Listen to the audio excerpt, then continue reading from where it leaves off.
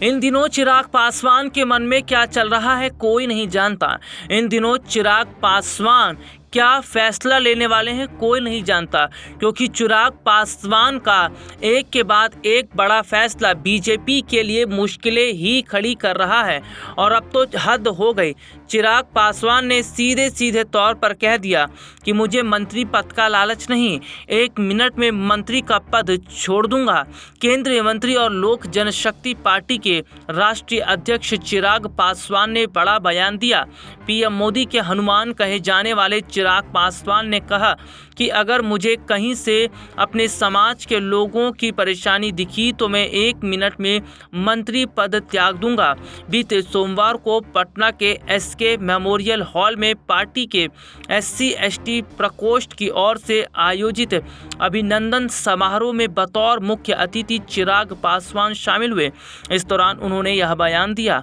चिराग पासवान ने कहा कि चाहे मैं किसी भी गठबंधन में रहूं, किसी भी मंत्री पद पर रहूं, जिस दिन मुझे लगेगा कि संविधान के साथ और आरक्षण के साथ खिलवाड़ हो रहा है, मैं उसी वक्त मंत्री पद को लात मार दूंगा। जैसे मेरे पिता ने 1 मिनट में मंत्री पद त्याग दिया था, उसी तरह मैं भी 1 मिनट में मंत्री पद त्याग दूंगा। मंच से चिराग पासवान ने घोषणा करते हुए कहा कि 28 नवंबर को गांधी मैदान में पार्टी के स्थापना दिवस के मौके पर बड़ी रैली की जाएगी।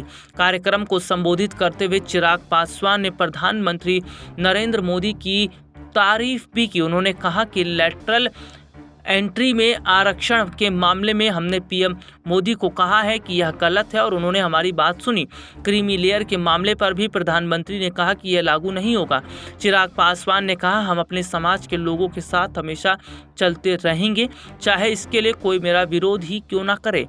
मैं अपने पिता के रास्ते पर चल रहा हूं, जिन्होंने हमेशा अपने समाज को लेकर चला है और समाज के लिए लड़ाई लड़ी है। चिराग ने इशारों में पशुपति पारस पर भी हमला किया।